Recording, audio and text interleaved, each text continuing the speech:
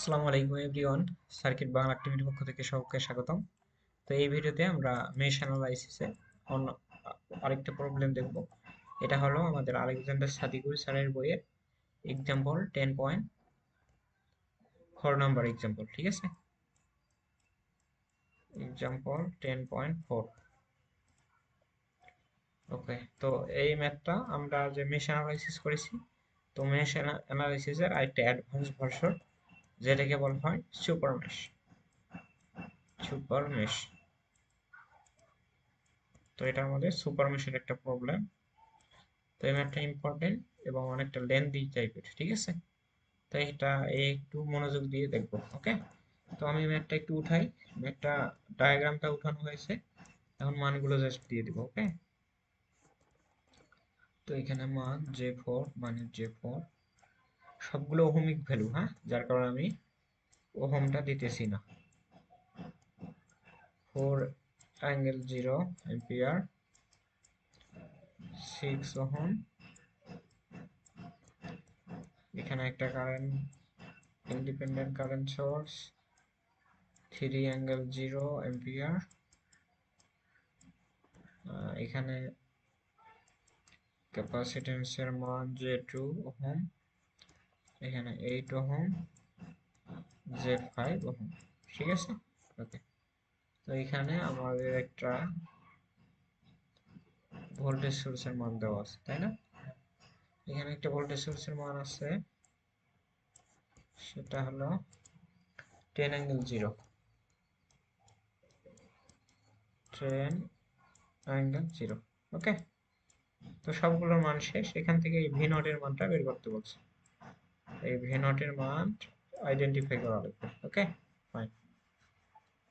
তাহলে দেখো super mesh কেন এখানে বলা হয়, এটাকে কেন সুপার নোড বলা হয়, এর কারণটা আগে আগে ব্যাখ্যা করি।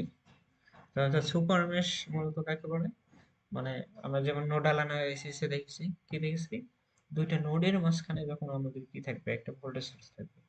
আর এখানে একটু বিপরীত, হ্যাঁ। তো দুইটা নোড না, এখানে জাস্ট দুইটা মেশের মধ্যে যখন কি থাকবে, একটা কারেন্ট সোর্স থাকবে। বুঝা গেছে? তাহলে দেখো, এই যে এখানে একটা মেশ, এখানে একটা মেশ, এর মাঝে একটা আমাদের কারেন্ট সোর্স পড়ে গেছে। বোঝা গেছে? কারেন্ট সোর্স পড়ে গেছে, যার কারণে এটাকে কি বলা হয়, সুপার মেশ। এখন আই থিঙ্ক আমরা বুঝতে পারছি, হ্যাঁ? Okay, তো দেখো, তো আমরা সুপার নোডে কি করছিলাম, কেসিএল ইউজ করছি, কেভিএল ইউজ করছি। সুপার মেশও সিমিলার ওয়েতে কাজ করা হবে। সুপার মেশে মেনলি কেসিএল কেভিএল ইউজ করা হয়, হ্যাঁ। ফাইন, তো আমরা যদি কেভিএল কেসিএল ইউজ করি সুপার মেশে, কেসিএল অ্যাট সুপার মেশ, তো সুপার মেশে আমি এখন যদি কেসিএল ইউজ করি, তাহলে কারেন্টের ডিরেকশন গুলো একটু ধরে নেই, হ্যাঁ। দেখো, এই কারেন্টটা 4 এম্পিয়ারের যে কারেন্টটা, এটা উপরের দিকে যাচ্ছে, এটা উপরের দিকে যাচ্ছে, 4 এম্পিয়ারের কারেন্টটা উপরের দিকে যাচ্ছে। অ্যান্ড এই দিকের কারেন্টের ডিরেকশন গুলো ধরে নেই, হ্যাঁ। তো ধরলাম এটা লুপ, আই ওয়ান লুপের কারেন্ট I1। ওকে, তো এই কারেন্টের মানটা ধরলাম I1, এটা ধরলাম I1, এটা হলো I2 লুপ ধরলাম, এর কারেন্টের মান ধরলাম I2, এটা এটা ধরলাম I3 লুপ, এটা I4। ওকে, তো সবগুলো মান ধরে নিলাম ইচ্ছা মতো। তো এটা যেহেতু ডিরেকশনটা আমাদের অ্যান্টি ক্লকওয়াইজ, যেহেতু কারেন্টের মানটা এই দিক থেকে যাবে, দ্যাট মিনস এটাকে অ্যান্টি ক্লকওয়াইজ ডিরেকশনে ধরি, তাহলে আমাদের সুবিধা হবে ক্যালকুলেশন। কারণ I3 কারেন্টটাই আমাদের 3 এম্পিয়ার হয়ে যাবে, দ্যাটস ওয়াই এটাকে এইভাবে ধরে নেই, তাহলে আমাদের সুবিধা হবে। আচ্ছা, ফাইন। তো দেখো আমরা কি করব এখন, এই যে যেহেতু কোন মেশ দুইটা, I1 মেশ এবং I2 মেশের মেশ দুইটা আমাদের কি হচ্ছে, একটা সুপার সুপার মেশ ফর্ম করতেছে, তার এই I1 কারেন্টটা কি করবে, একটা এখানে আমি নোড কল্পনা করি। হুম, এখানে নোড কল্পনা করলাম, এই নোড কেসিএল ইউজ করব। তাহলে এই কারেন্টটা I1 কারেন্টটা এই দিক থেকে এই নোডে প্রবেশ করবে, এবং I2 কারেন্টটা এই নোড থেকে বের হয়ে যাবে। ঠিক আছে না? ডিরেকশনটা একটু ভালোভাবে লক্ষ্য করো। এটা এই দিক থেকে এসে এই দিক দিয়ে আবার চলে যাবে। মার্কিং করে দিই, হ্যাঁ? এটা এই দিক থেকে এসে এই দিক দিয়ে চলে যাবে, দ্যাট মিনস এইভাবে। আর এটা এই দিক থেকে এসে এই দিকে প্রবেশ করবে। ওকে, ফাইন, আমরা ডিরেকশন গুলো চিনে গেলাম। তাহলে কি করতেছে এই নোডটায়, হ্যাঁ, এই নোডে আমাদের কোন কারেন্ট দুটো ইন করতেছে, I1 এবং 4 এম্পিয়ার কারেন্টটা ইন করতেছে, এবং এখান দিয়ে যে I2 কারেন্টটা আউট করতেছে। তো এখান থেকে আমরা লিখতে পারি ingoing current, that means I1 plus 4 equal to outgoing current I2। বুঝতে পারছি? ওকে, এটা এই অবস্থায় রেখে দিলাম। ওকে, এখন আমরা কি করব, সুপার মেশে KVL ইউজ করব। KVL and super mesh.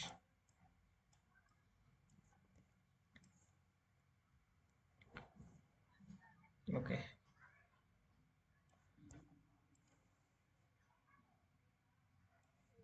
ওকে, তাহলে যদি KVL ইউজ করি তাহলে আমাদের কি হবে, এখানে আমি একটা কাজ করি, তাহলে এখান থেকে যদি কাজ করি, এখান থেকে যাত্রা শুরু করি, হ্যাঁ, এখান থেকে যাত্রা শুরু করি, তাহলে এই দিক থেকে এই দিক থেকে এইভাবে আসবো, হ্যাঁ। কিভাবে আসবো প্রসেসটা দেখে দিই।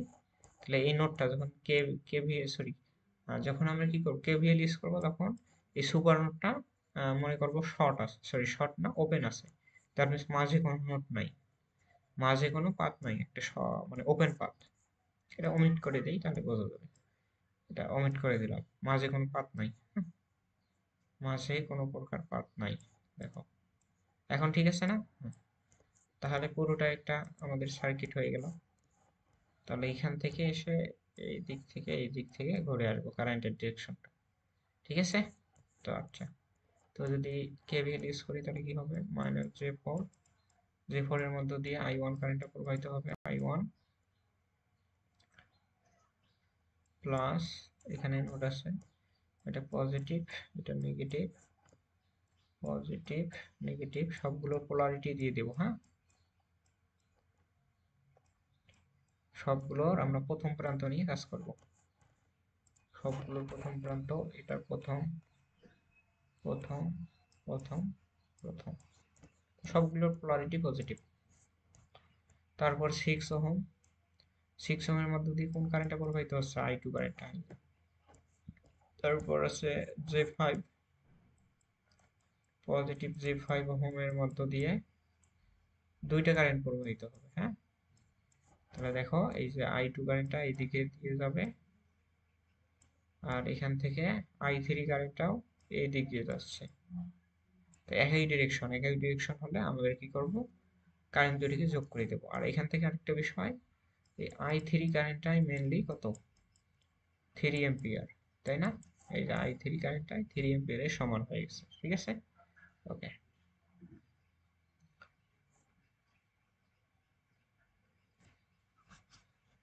তো এখন বসাই দেই।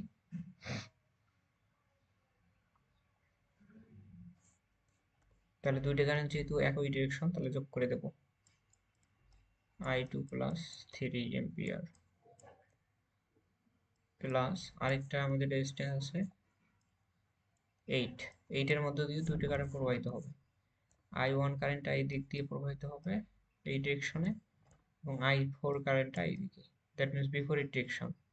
তাহলে আমরা কি করব, বিয়োগ করে দেব কারেন্টের ডিরেকশনটা। আমরা যেহেতু এই লুপ নিয়ে কাজ করতেছি, তাহলে I1 কারেন্ট থেকে I4টা বিয়োগ দিয়ে দেব, I1 মাইনাস I4 ইকুয়াল 0। ঠিক আছে? ওকে, তো এখন এটাকে জাস্ট সিম্পলিফাই করবা, I1 গুলোকে একত্রে করি। এখানে একটা I1 আছে, এখানে একটা I1 পাবো, তারপর I2 এখানে একটা পাবো, এখানে একটা I2 পাবো, তারপর I4 আছে। তো তিনটা প্যারামিটার। তো এখান থেকে I1 যদি কমন নেই, I1 কমন নিলে পজিটিভটা সামনে লিখলাম, 8 মাইনাস J4, I2 যদি কমন নেই 6 প্লাস এটাতে এটা গুণ করো J5, আর নাই না, হ্যাঁ, তারপর আছে i4 আছে, i4 একটাই, -8, -8 i4, সবগুলো লেখা শেষ। তো এখন এই যে এইটা বাকি আছে, তাই না? এই যে j5 দ্বারা 3 কে গুণ করে আমরা পক্ষান্তর করে দেই, তাহলে কি হবে? -3×5=15, ঠিক আছে? ওকে, এটাকে 1 নম্বর ধরে নিলাম, এটা 1 নম্বর ইকুয়েশন। ওকে, তো এখন আমরা কি করলাম? সুপার নোডের কাজ শেষ। তো আমাদের এখন সুপার নোডের কাজ শেষ, এগুলোকে ইরেজ করে দেই। আমাদের সুপার নোডের কাজ বাজ শেষ।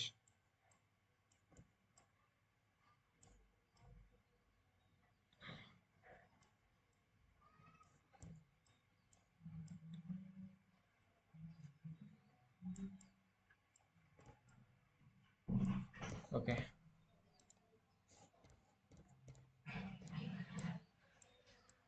সুপার নোডে আমাদের কাজ শেষ, ঠিক আছে? তো এখন বাকি যে নোটগুলো আছে সেই নোটগুলো এখন সমাধান করব। ওকে, তো ভিডিওটা লেন্দি হয়, আমি এই পর্যন্ত রাখলাম এবং পরবর্তী ভিডিওতে এর সমাধান দিয়ে দেবো, ঠিক আছে?